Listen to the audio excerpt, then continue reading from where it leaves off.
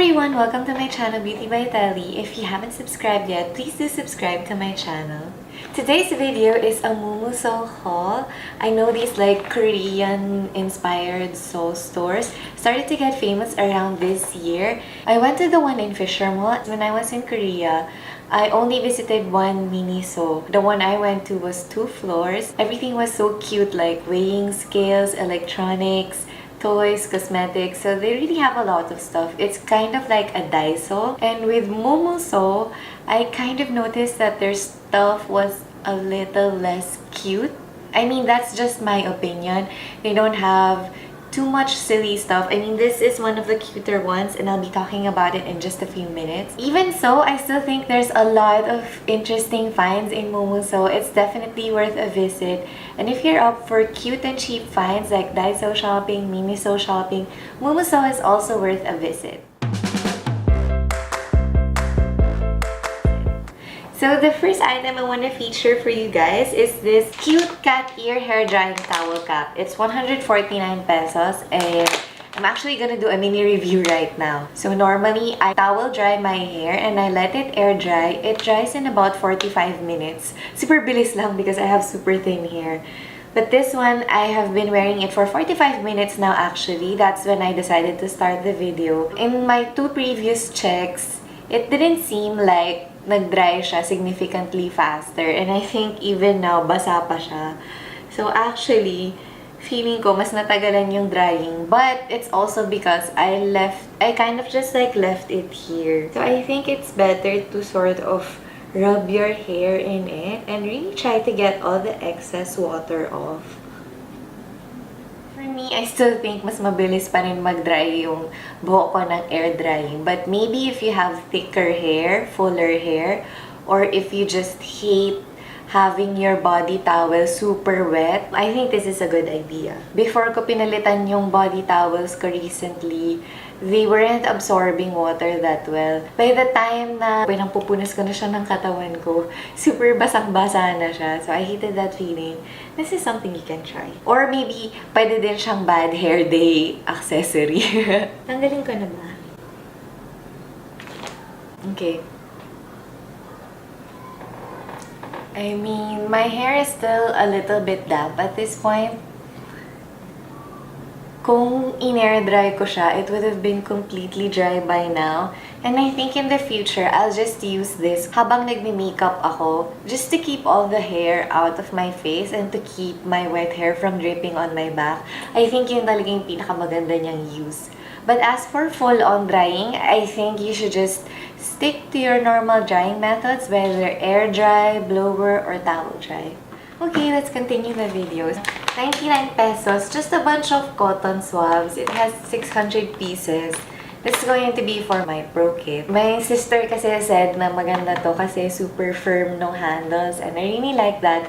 Mahirap yung plastic cotton buds, especially yung thinner handles because they tend to move and give way. So pag press mo dito sa eyeliner mo, let's say nag-smudge ka, the plastic handle, once they tend to like glide in different directions, unpredictable siya. So, iba-iba yung mabubura mong spots. I don't like using that. I prefer wooden cotton buds. The next thing I got is blotting paper, 99 pesos. Never used to use blotting paper, pero nowadays that I'm taking better care of my skin, mas nag-oily na siya. But not in a bad way, yung normal oily, because nakaka-oily naman talaga yung weather ng Pilipinas. So now, I get oily. I like to use blotting paper. Kung nag-migrate man yung foundation ko, I just press gently with blotting paper. Tapos after, sisprayan ko ng hydrating toner para mukha lang siyang fresh. For 99 pesos, actually, yung ibang pack had more blotting paper. But I chose this thinner pack because I like the case. It's a hard case and meron siyang little ribbon detail dun sa taas. So, yan. Cute. Water. I got a set of paper tape. It says masking tape, pero mukha siyang washi tape for me. And one's 8mm, one is 5mm. Ayun siya, cute. Yung design niya is fan and drink.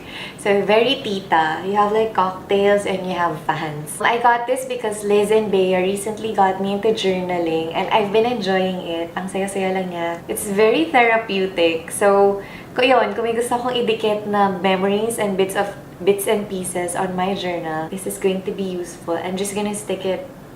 I don't know how I'm going to carry it actually.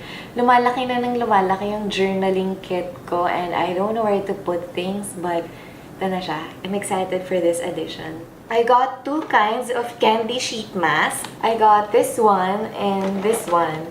Yung nasa canister, they call it jelly mask actually, and I don't know why. Maybe because maganda yung pagka-weave ng sheet and it feels smooth like jelly. So, that's something I wanna try. It's only 18 pieces, so medyo mas mahal siya ng onte. So, yung capsule container niya already has the bowl where you can fill it with water. So, sobrang convenient nun. I mean, I like to save the earth, pero sometimes things are too cute and I can't help myself. And then this other one, I like it because it has a hard plastic case which can be useful for my pro makeup kit. Marami kang pwedeng ilagay dito na kung ano-anong buting-ting. You have 35 pieces, so for 99 pesos, mas sulit to. And then you just have like one bowl where you can decant yung toner mo or essence or serum or whatever you're putting on the cotton mask. And then, dun mo na siya hahayaan mag-expand. So, this might be more sulit. This is just something cute that I really wanted to try. 99 pesos for 18 pieces, 99 pesos for 35 pieces, plus a cute case and a cute bowl. Candy mask pa lang yung binuksan ko, the one with the reusable bowl. This one contains Hada Labo lotion and this one contains excess sheet mask serum. So, medyo tuyot siya. Hindi siya masyadong na-fill up kasi kulang yung sheet mask serum na nilagay ko. But this one is really full. And I like this container. I bought it from Bea B. Medyo mahal siya. I think it's like 10 pesos each. Meron din yata sa Landmark na to. So, sobrang convenient niya kasi halos eksakto siya sa pag-expand ng sheet mask. And if I fill it with liquid up to 5 ml, yun na usually yung perfect amount to put on the compressed sheet mask. So I prepared this one just to show you guys how it expands. I can't wear it right now because I'm wearing makeup and I still need to keep this makeup on kasi aalis pa ako mamaya. This is how it unfolds. You can sort of see a woven parang tissue pattern. The lip is separated for you. I'm not sure why. But yeah, I've tried one na, yung fit naman niya is okay naman sa akin. Eyes, nose, and lips are okay. May enough space siya. Medyo malapad lang sa width, but who cares? That's not a bad thing to have. So, I guess what I like about these kinds of sheet masks is hindi ko siya kailangan tipirin ng essence. I think with cheap sheet masks, my problem is that they always don't use enough essence, kaya it feels nangangati siya. So, medyo dry pa siya. Ako nararamdaman ko yun because I have super dry skin. So, ang gusto ko dito is I can put as much essence as I want. And another thing I got, compressed towel. Actually, I don't know what it's for. Is it a hand towel or a face towel? Magbabasa lang ako sandali. To clean face and hands when hydrated. Okay. So, you just activate it with water and in 3 seconds, it's ready to use. Okay, so this is one towel. It's the size of a candy mask. This is the size of yung towel mask. This is last night's water. So, we just put it inside. Ganun siya kabilis mag-expand. Oh my God! I hope you heard the sound. Inside.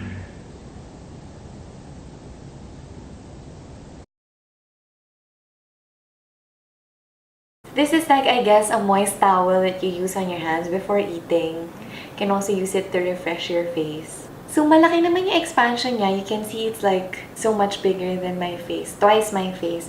So, and it also feels super thick and sturdy. I think maganda to dalhin, especially if you're gonna be eating seafood with your hands.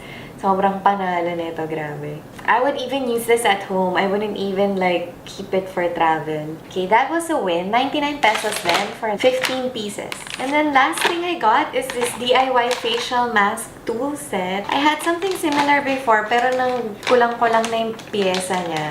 129 pesos, slightly more expensive than everything else, pero pwede na rin. Comes with this silicone brush, measuring spoons, 3 pieces of compressed sheet mask. Tapos, and of course, the mixing bowl. So those are the cute things I bought from Mumuso. I hope you guys enjoyed my little haul video. Do let me know in the comments your favorite Mumuso finds, or if I missed anything cute, please let me know. If you enjoyed this video, please like it and do subscribe to my channel. Thanks for watching my video, guys. See you next time. Bye!